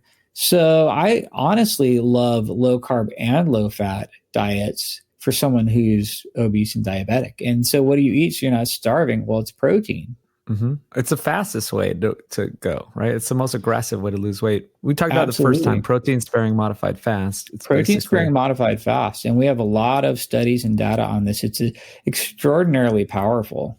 You throw some exercise in there too, and you're just, you're going to get the very fastest reversals of any of this stuff. Cranking away. Is there one more reason, we've talked about a couple, but why you prefer the low carb over the low fat? Because I do believe that too. It's like, low carb or low fat, yeah, I get it. You can lose weight on both ways, but one is preferable to the other. We kind of talked about the satiety perspective, not always being a slave to food. I mean, that's kind of the biggest one, I guess. Well, there's a couple reasons. First of all, carb storage in your body is so limited. When you exceed, your muscles are always full of glycogen, and that's their job, is to maintain glycogen for emergency use in case you have to sprint for your life. So your average American is doing 0 minutes of high intensity exercise per day. Yes, that's a real statistic. And so you only have this 100 grams in your liver. Once you've exceeded that, then you start performing de novo lipogenesis, where you convert carbohydrate into fat. And that just tends to be especially bad for driving fatty liver. And it's just a really ugly metabolic state. So that's one reason why I like reducing carbohydrates. I also pick on carbs because we're just overeating them so much in modern society. We're eating, 300 grams of carbs a day. And I just think that's excessive looking at it through an evolutionary lens. When I pull out my evolutionary lens, I'm thinking, okay, were humans really eating 300 grams of carbs every day, all year long? I don't think so. So I think it makes sense to at least do some sort of cyclical carbohydrate feeding to at least slightly mimic what we've experienced in our evolution. Also, they have such a dramatic effect on your whole body metabolism that I think you might want to pay attention to that and use them strategically. As if you even needed another reason, dental disease. We know that dental disease is really, really related and associated with carbohydrate frequency. So the more frequently you eat glycemic carbohydrates, the more dental disease you're going to have. And I think that might be another big reason to, shrink down your carbohydrate intake. Yeah. Even nutrient density. I mean, I feel like carbs tend to be less nutrient dense. Well, yeah, and now you could say the same thing about fat, though. Like all of your really high fat foods Don't be a are also either. Don't be a butter chugger. Yeah, so your refined fats are also horrible for nutrient density, maybe even worse because fat has more, calories per gram. So I'm going to be agnostic there, and I'm trying to avoid a bunch of refined and added fat in addition to carbohydrate. It's only fair. Only fair. And the reality is I got to say the low fat people, they're onto something. I mean, this is not going to be popular in the low carb sphere, but if you're overweight and insulin resistant and type 2 diabetic, and you literally have too much saturated fat in your body because you've made, too much palmitate of this saturated fat that we store. If you have too much saturated fat in your body, how healthy is it for you to eat a bunch more saturated fat? I'm going to say not at all, because you don't have any place to store what you've already got. So I think there's a reason why saturated fat has been demonized by the high carb, low fat people. And they might actually have a point. If you are obese and diabetic and insulin resistant and you've exceeded your fat threshold, the last thing on earth you want to eat is glycemic carbs, because you already never burn any fat and you don't want to shut that off more. The second last thing you ever want to eat is more saturated fat. The reality is that the low carb people and the low fat people are both kind of right. And I talk about that in the book. There's a reason why we have this permanent, never ending low fat versus low carb war. And it's because both sides are kind of right. If you're smart, you're going to be a little bit of both. Mm-hmm. Until you get to your ideal body composition, at least. Until you get to your ideal body composition, and then it might not even be that big of a deal. I mean, I'm still a low carb fan. Don't get me wrong. I'm a huge fan of low carb diets, and that's basically where I'm at personally. But I think that once you hit your ideal body composition, it's not quite as big of a deal. That makes sense. I'm trying to still reconcile the difference between the carbohydrate insulin model and the personal fat threshold. I mean, I get it, but you're talking about eating carbs being displacing fat oxidation, and we're not wanting to overfill the adipocytes. And so do they overlap at all? Or is there something going on there? The carbohydrate insulin hypothesis, some people state it as eating carbohydrate raises insulin, and the exposure to this insulin makes you insulin resistant, and that makes you fatter. And I just think that's really actually not true. We can disprove that really easily with people eating high carb diets who are exactly. So if you eat a high carb diet that's extraordinarily low in fat, you're going to lose weight just fine. The other thing is protein is insulinogenic, but if I fed you a diet of 100% whitefish or cod or something, it's a highly insulinogenic diet, but you'll become so thin, you'll end up dying of energy starvation eventually on this fairly insulinogenic diet. You know what I mean? I'm just not buying the pure textbook carbohydrate insulin hypothesis. I mean, I do think there's something to carbohydrate driving obesity in terms of displacing fat oxidation, and then everyone's glucose dependent, and falling glucose equals hunger. And there are all these other factors. But the reality is that insulin resistance is caused by being over fat and not the other way around. Yeah, I guess that's a big difference. And it's a little bit hard to figure out. I had to read a few articles last year to kind of let that set in. But yeah. I'll recommend Marty Kendall's article that uses Ted's infographics and ideas. And maybe you could say that as a dam. Just explain that concept real quick, like insulin as a dam. Oh, right. So, and we know a lot about this from type 1 diabetics. So if you're a type 1 diabetic with insulin deficiency, the default state is to just melt down every tissue in your body into energy. And so type 1 diabetics just have this uncontrolled catabolism where they're just, all the fat is spewing out of their fat cells, and all their muscles are breaking down into energy, and they're just peeing out all this glucose energy. And you're literally just melting your whole body down into energy. And then insulin halts that process. So insulin is anti-catabolic, and it immediately stops the fat from spewing out of your fat cells and into your circulation. And what insulin's doing is decreasing the amount of fuels in your circulation. Insulin halts the fat from coming out of your fat cells, right? And so the whole point of the dam model is that the more fat you've shoved in your fat cells, the more that fat wants to spew back out of your fat cells. Like think of it as like an overinflated balloon. So if I just pack every bit of fat I can into my fat cells, so it's literally expanded to larger than normal, basically at its maximum possible diameter. Like you can literally expand your fat cells so full that it breaks and it dies. And that's what all the inflammation from obesity frequently comes from, like dead and dying and extremely unhappy fat cells. So you overexpand this fat cell, the fat wants to come back out of the cell, and you have to shove it in there with this basal tonic insulin level that's pinning the fat in your fat cell. And that's why the more overexpanded your fat cells are, the higher your fasting basal insulin level is going to be. You can draw a graph of adipocyte diameter and fasting insulin level, and it just goes up linearly, because the more overfilled your fat cells are, the higher insulin has to be at all times to keep that fuel in the fat cell and out of circulation. And so insulin's like this dam holding the fat in your fat cells. I love that model. It makes it a lot more easy to understand how this stuff works. Mm-hmm. Okay. Have we done enough on this nutrition stuff? Can we move to exercise or what? Sure. I don't know. It's up to you.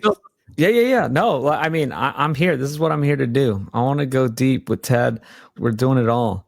So I love this exercise stuff. You turned me on to this idea of pushing yourself, going to failure, how important it is. Talk to Keith Barr. He's awesome. Talk to just all kinds of different people over the years. So lay it out for us. Gotcha. Okay.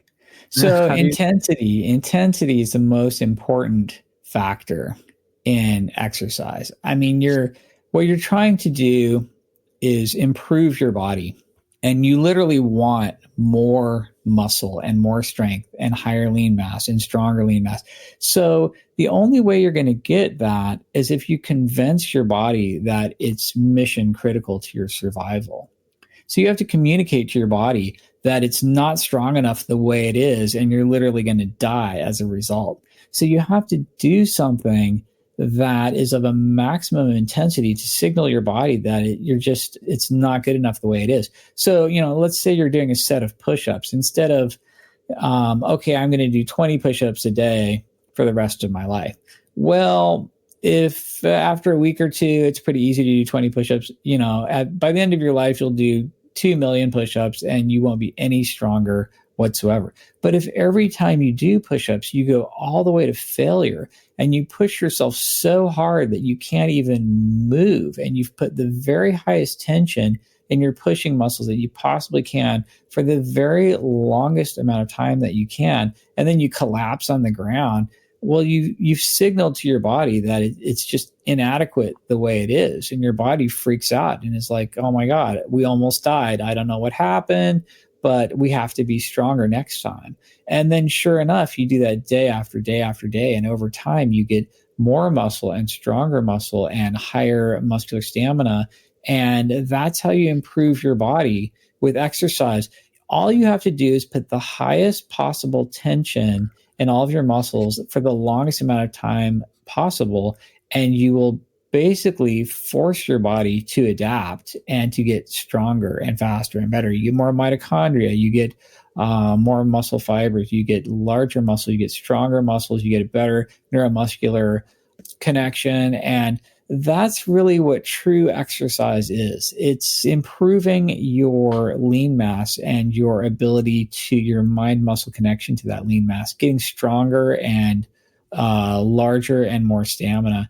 And so this book really breaks it down into just 3 basic human motions: pushing, pulling, and using the legs against gravity. And so I kind of invented this nano workout where you're just doing like a push-pull leg routine all the way to failure. And you can get by with the very, very tiniest amounts of time when you do this high intensity work.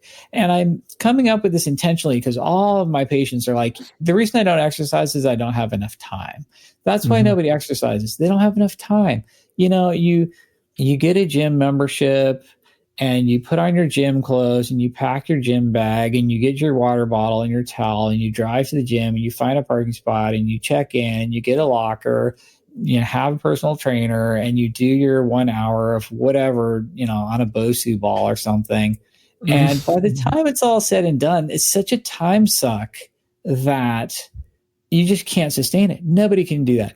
And then if you actually look at the amount of seconds during that exercise where you put the very, very highest tension you possibly could in your muscles so that you can get an adaptive response, it's microscopically small. And the ratio of all of this crap you did to maximum time under tension is so small that it's almost entirely worthless.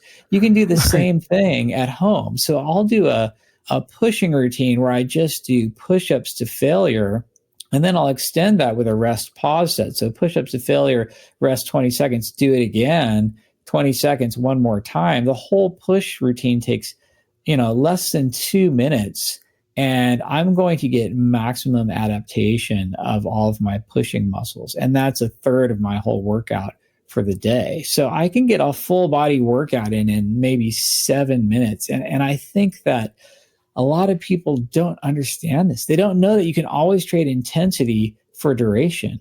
And that when you look at the pyramid of volume versus intensity versus frequency, if you max out the intensity and the frequency, your volume can be microscopic and you'll still get results. So I never work out more than 15 minutes a day. It's all just body weight at home. It's really just push-ups and pull-ups and squats. And the amount of progress you can make if you're just consistent and you bring the intensity every time is really, really, really, really high. And I'm just trying to spread this message. You know, so many people never exercise because they don't have time.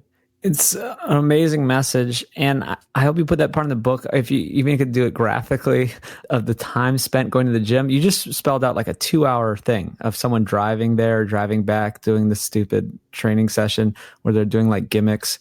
I've been trying to make a post about this for a while.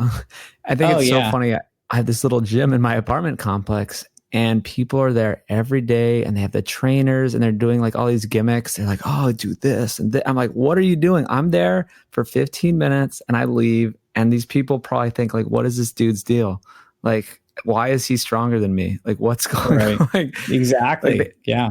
Okay, you said that the time under tension, like, so if you do these like bogus gimmick workouts with a trainer, or even if you do your own workout and maybe 1 minute total, 2 minutes total, you're under this full stress of and stressing your muscles. And then I'm in there doing, 10 minutes out of my 15 and I'm stressing my muscles and I'm gone. Right. Exactly. Yeah. It's really all about that maximum tension for the longest time possible. And you can do it so fast if you know what you're doing. And the rest of exercise, sure, it burns a couple calories. I mean, it burns a couple hundred calories, but that's like one bagel or something, And so most people are just destroying that immediately afterwards with their diet. And it's such a time suck that it just, it's terrible. That's such a good message. I'm trying to spread it. I made up the phrase. Basically, I like channeled TED and that eat densely, move intensely. I love that. That's beautiful. Instead of eat less, move more.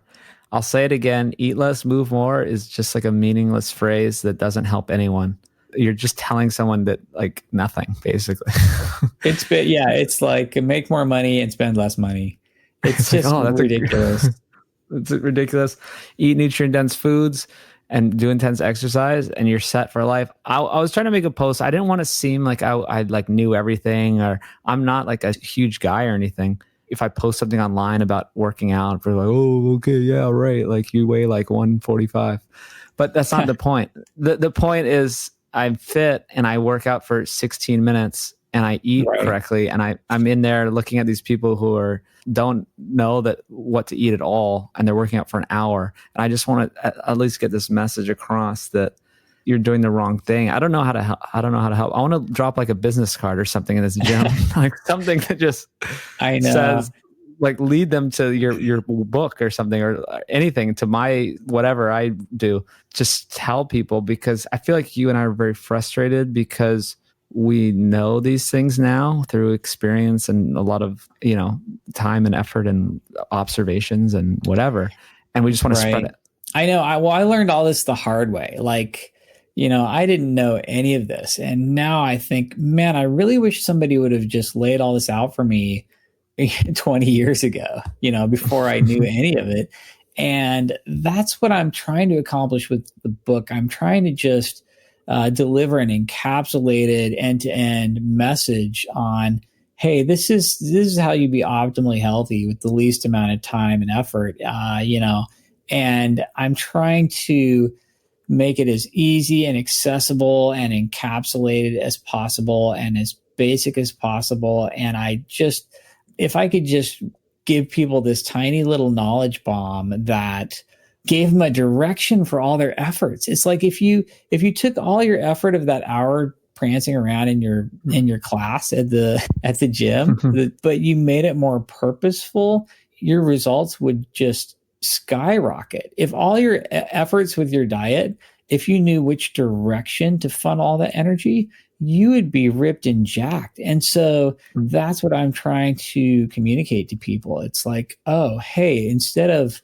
counting calories, why don't you increase the protein to energy ratio of your diet? And hey, instead of just trying to pour more time in your exercise, how about just getting that intensity way, way up in a really targeted, specific fashion and hit failure as hard as you can? You'll be out of the gym in, the Brian Sanders 10 minutes and you're done.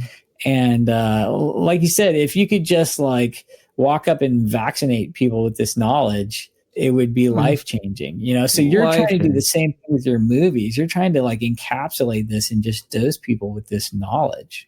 I hope it works. I mean, yeah, we're kind of spending a long time here trying to it's really hard. Good. Well, hopefully people will listen. I guess you can point anyone to this podcast too. That's kind of why I wanted to do it. I wanted to sit down for, if it's 2 hours, it's 2 hours. Let's like talk it through. I want to send anyone this way who, these random people on the streets are just like, all right, I barely know. They're like, what do I do? What do I do? I'm like, all right, listen to this podcast. Give you an overview. Before we go, I want you to tell me if I can improve my workout or what you think of this. And I could be wrong how I'm doing it. But, using a weight vest. So I use a weight vest now. And I do a lot of drop sets, right? So I want to go to failure. So I guess pause sets is a version of that where you rest a little and then go again. So I guess I have a 40-pound weight vest and I do my pull-ups and I take it off and then I do more pull-ups until failure. And then I'll do absolutely perfect. Okay. Then shoulder press. I even do it with like 3 drop sets different and go down in the weight and just keep going. That's exactly what I'm doing. And that's exactly what we recommend in the book. We're recommending you combine 2 failure extension techniques together. First of all, the rest pause or Maya reps, to give a shout out to Bore. How do you pronounce the guy's name?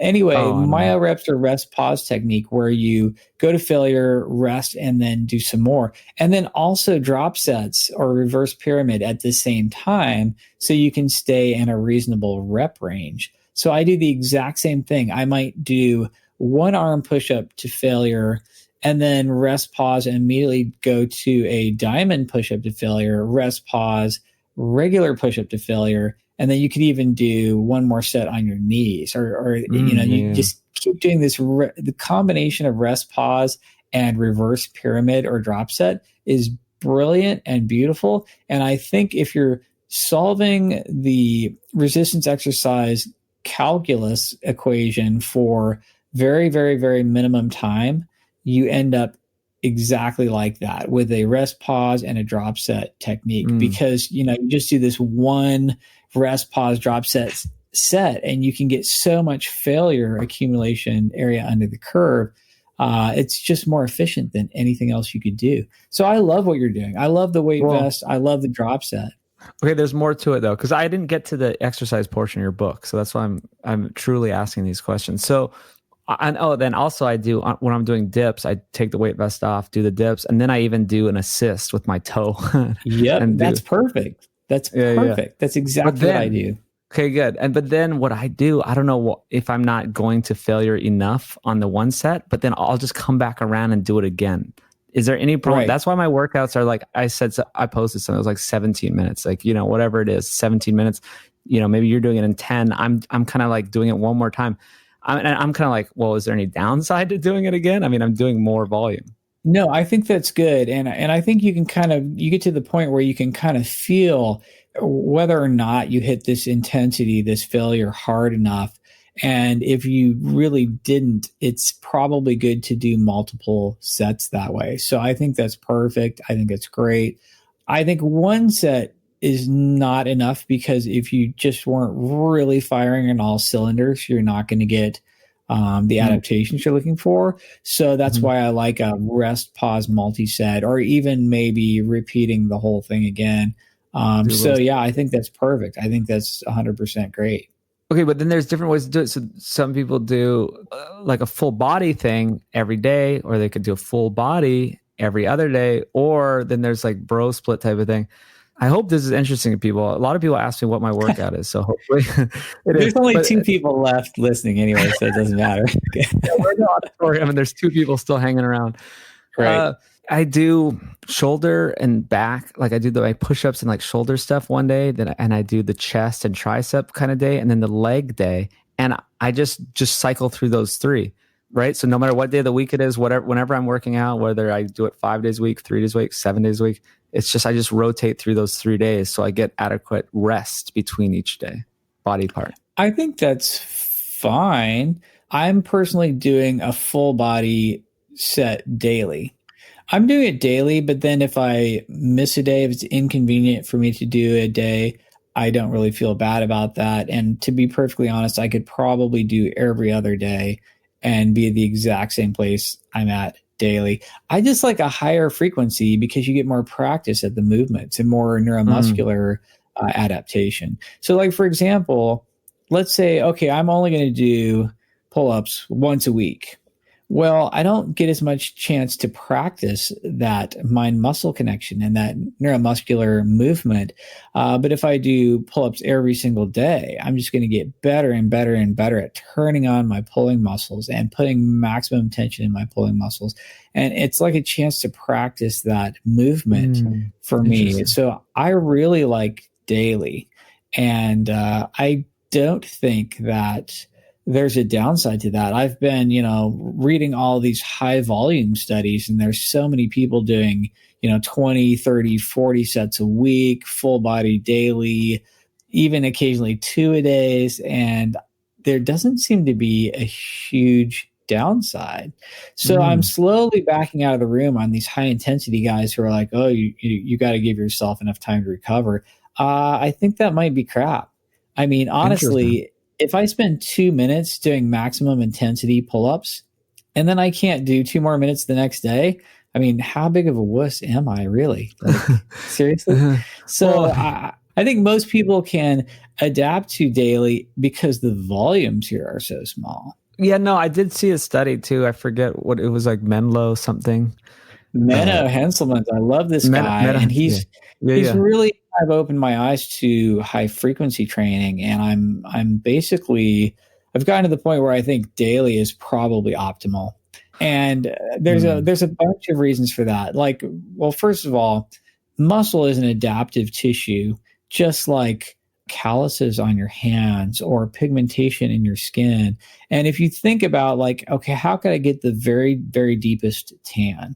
I could spend 15 minutes in the bright sun every day, or I could spend 8 hours in the bright sun once a month. Get scorched. Right?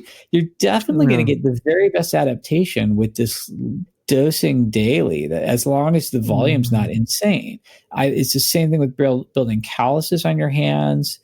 I think daily is an amazing frequency for this kind of thing. And so I'm basically trying to do one full body set daily, but then a triple failure rest pause set and a reverse pyramid triple set pretty much daily. I'll be honest, I think I could probably just do it every other day and I'd get just about the same results. I also know human nature. If you aim for daily, you're going to end up doing every other day or something closer to, less than 7 times a week. It's what you're shooting for. And wow. All right. I kind of had this feeling. My friend Peter up in Seattle, we might have to hang out with Peter up there. He turned me on to you years ago, actually. But he's kind of on your wavelength, so I might be switching over. I think you just convinced me. I like your analogies with the calluses in the sun. And I do get on the sun every single day. I get out there around noon and try to do some work out there and get some full body sun. And which is awesome also for your health. But I'm just trying to, once a day do a maximum effort push of some sort, pull and leg movement of some kind. Try it out. I mean, I'm really not, I'll be honest, I am no exercise expert.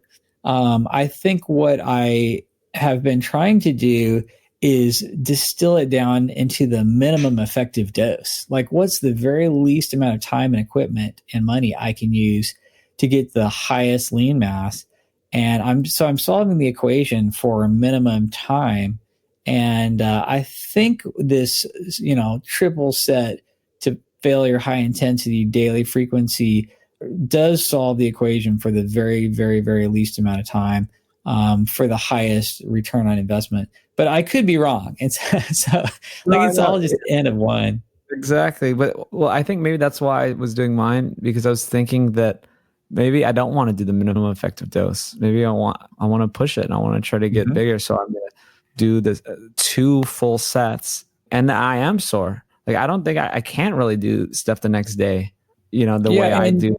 And you might find that every other day is better for you. I do think there are people out there like that. Probably people who have more type 2 muscle fibers benefit from a decreased frequency. But honestly, we have plenty of studies now that show that twice a week is better than once a week, and 3 times a week is better than twice a week. So I think you got to be at least doing every muscle group 3 times a week, if not more. Mm-hmm.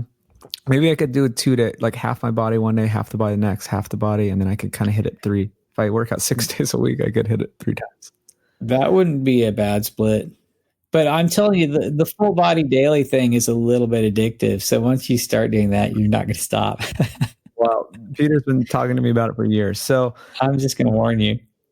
Here's another one. Okay, this is kind of a last stuff. So I was doing a decathlon this year. I got injured because I was training like an idiot and I went in injured. So I only ended up doing a pentathlon. I'm going to do a decathlon next year. And people are always saying you need carbs to do this. You need carbs for explosiveness, like all this kind of thing. I did it fasted. I went up to the championships of the master, all the old guys up in Toronto, and I competed. And I didn't even eat. I just went into it fasted. I did my 5 events. I had a little bite of liver. I had a little bit of raw liver in the middle of it for some reason. And it was great. I beat almost everyone. But that's awesome, man. Nice job. Thanks. But I also got I did the pole vaulting. That was really fun, but it wasn't part of the pentathlon, but I pole vaulted. Nice.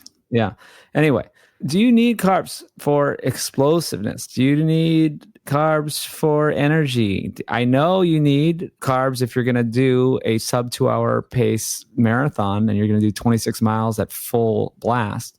But otherwise, do you need carbs? It depends on the intensity and the duration. As you max out the intensity, you might rip through glycogen, 1,000 times faster than if you're just sitting on your couch. So you could burn through all your glycogen really, really rapidly. I mean, you can burn 10 grams of glycogen a minute. I mean, you could just have this huge burn rate on your glycogen if you're doing something insanely all out. And guess what? After 2 hours of trying to do that, every human on earth is going to bonk so hard that they can't even move. Like, you can't even move or think. You will absolutely shut your body down and stop doing whatever it is you were trying to make your body do. So I don't care how fat adapted somebody is. If they're trying to break a world record and it's an event that's, in the 2 hour time range, you're just going to bonk and you're not going to be able to do it without intra-event carbohydrate. So I highly recommend that anyone who's doing an event longer than an hour at a really, really high intensity of effort, like running and cycling and team sports, if you're just running a lot, if it's a fighting sport, if it's a soccer, if it's a football, and you're hitting longer than an hour, you're going to want to eat carbs during the event, at least 25 grams an hour, if not maybe 50 or higher.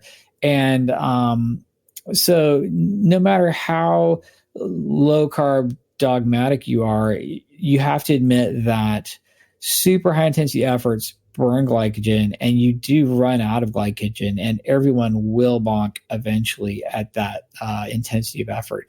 So it all depends on the intensity and the duration. Now, in your case, you did insanely high intensity, but the duration was so short that it didn't matter. Like if you're just running for a couple of minutes, oh yeah, you could break world records on no carbs. Yeah. So mine, it was like 5 hours, but I long jumped 3 times, and then we sat around, then I like threw the jab. Right. But the actual number of minutes where you were outputting the highest wattage your body could generate was pretty small. And so I think that's no problem fasted. I think you're going to do just as well in a fasted state as if you tried to carb load for that. So I'm not convinced you need carbs for these, power and maximum output, as long as it's short duration. It's really more only an endurance type thing where it becomes a big factor. Well, what about, so some people say there's something about explosiveness, for explosive sports, you need it, or that just the act of burning fat takes longer. What is like the Krebs cycle, compared to glucose, and that it. Yeah, absolutely. Yeah. And I talk about this in the book. Glucose is 6 times faster than fat to extract energy from. And that is why anytime you're doing something with the highest intensity you can manage, you are burning pure glucose. You're burning 100% glucose. If you sprint for your life right now, you are burning 100% glucose, because it is 6 times faster to extract ATP from it than fat.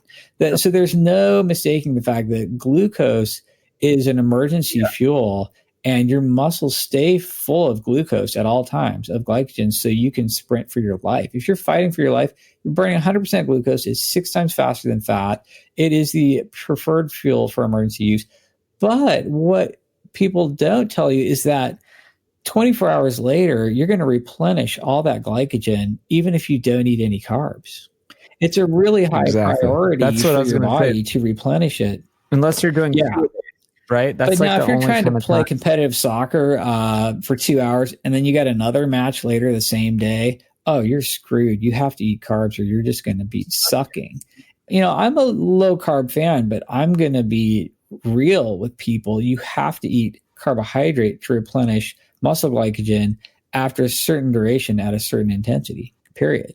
100%. So then if I did the decathlon next year, which is 2 days in a row of 5 events, then I would be probably replenishing it, because it's going to be less than 24 hours. What's the longest event in the before decathlon? I do it again? The mile, basically, the 1600 or the 1500. So yeah, I did that at the end. Oh, that was my 5th event. Well, just in a pentathlon, and that's the one where I beat everyone. And so I was fasted, and I still had tons of energy. I felt completely fine. But then with the decathlon, then the next day, about 19 hours later, I would have to do another 5 events. But if the longest event is a mile, and you can run that in 4 minutes. So I don't see someone could. I don't think that I really don't think you're going to be pushing the boundaries of glycogen depletion even in the 2 days of all those events. I think you could probably not eat carbs and still perform pretty well for that. It's just not enough. It's just not enough duration to really make carbs a major factor. Well, I don't have a big point. I have no problem with eating carbs. Mm-hmm. I eat carbs every weekend. I mean, I really don't care. I just kind of wanted to prove I think a you point. did. But like I guess. But specifically though, explosiveness. I felt like my long jump, I just wasn't explosive. Like that was just because I just didn't have a good jump, or I didn't have good energy, or I wasn't. I mean, is there any reason? Like I know how muscle glycogen works and all that, like you just explained. Like, is there any reason why I couldn't have as much explosive power, or is this just a myth that I've heard it all around? Honestly, I have had people tell me that on a 100% pure carnivore diet, their VO2 max went down, and they felt like they just couldn't crank out quite as much wattage. And I have heard anecdotally that people just feel better if they're eating, 100 grams of carbs a day. and they perform better in the gym. They have a higher VO2 max. They can just crank out a little bit more wattage on the rower or the bike or whatever. And I think there's probably something to that. And that's why I'm eating about 100 grams of carbs a day. And I think I do a little bit better in my resistance training and my ultimate frisbee and that kind of thing. So I'm not at all convinced that never eating any carbohydrates is optimal for athletic endeavors. So you're probably onto something. There probably is something there. And I just think you'll really run into those limitations if you're trying to do a long duration athletic endeavor. Mm-hmm. All right. Well, okay. This leads me. We have to circle back on the nutrition thing really quick. Is it all these haters, low carb haters, come around and say you're putting stress on your body, and maybe there's something to it, which is also why I eat a bit of carbs or a bit of plant foods with my meals. Is that you don't want to force your body to create its own glucose, although it's perfectly happy to do so. I have to say that when you have no liver glycogen, you're in the sympathetic nervous state where you are more alert and you have possibly a higher heart rate. You have a possibly higher level of alertness. And then if you do eat some carbohydrate, you have more of a parasympathetic dominance, which is sort of rest and digest mode. And it might be because everything on earth is on this U-shaped curve where there's too much and then not enough. It's entirely possible that optimum is eating a little bit of carbohydrate on a regular basis just to trigger this parasympathetic state and to be less sympathetic tone from time to time. You know what I mean? Just like it's good to flip the metabolic switch and be in ketosis on a regular basis instead of eating the standard American diet, which is just distinctly anti-ketosis. It might also be good to eat carbohydrate periodically to give yourself this sort of liver glycogen, rest and digest parasympathetic mode. I think some people might sleep a little bit better in this state. I think some people might have lower cortisol in this state. And it's entirely likely to me that the optimum amount of carbs is non-zero, because the optimum amount of anything is not zero. I mean, just look at everything else in life. It's always a U-shaped curve. It's never all or nothing. You always want to be in the middle somewhere. Why would carbohydrate be any different? And so for me, I think what you want to manipulate is the carbohydrate frequency and the quantity and be strategic with it. But I don't think just saying zero is optimum, it makes any sense at all, because it's not the case with anything else in life. I love it. This is me and Ted's mechanical engineering background, nerding out over U-shaped curve and area under curve and all this stuff. It's great too that we both have this sort of little graphics side too. We like to make graphics. Man. I'm such a nerd. I apologize. It's like you and me and Marty Kendall and all of these engineer people are just so geeky. I don't see how anyone stands us. Well, right? I am single, so. And now your two listeners went down to one. I hate to say it. Oh man. Maybe it's one girl that's just like, oh man, I live in LA. I just love what this guy's talking about. Look me up. All right. Ted, thank you so much. We've done it all. We've done 2 hours. I can't recommend your book enough. The P to E diet. What do you call diet? Protein Energy. The PE diet. And it's available as a PDF electronic download at thepediet.com. And it's also on Kindle and iBooks, but there is no paper version because we don't have a publisher. Nobody really wanted this thing. Well, maybe that will change once they see its popularity and gets a bunch of downloads. So if anyone's listening has connections to a publisher, I'm also looking for a publisher. I'm not quite there yet, but you got to get this book and follow Ted Naiman at Ted Naiman on Twitter and Instagram. Yep. Right. And burnfatnotsugar.com. All right, man. I'll see you hopefully. Okay, that sounds great. Time. Okay, Ted. And there you have it. Dr. Ted Naiman coming in huge with his big brain and his big muscles. Go get his book. Seriously. P to E diet. Also, check us out at sapien.org. You can find everything there. You'll find links to Food Lies. You'll find links to Nose to Tail. You can support us on Patreon, and you can give us a review on the podcast app or iTunes. Thank you so much, and we'll see you next week. Appreciate you all. Stay happy and healthy.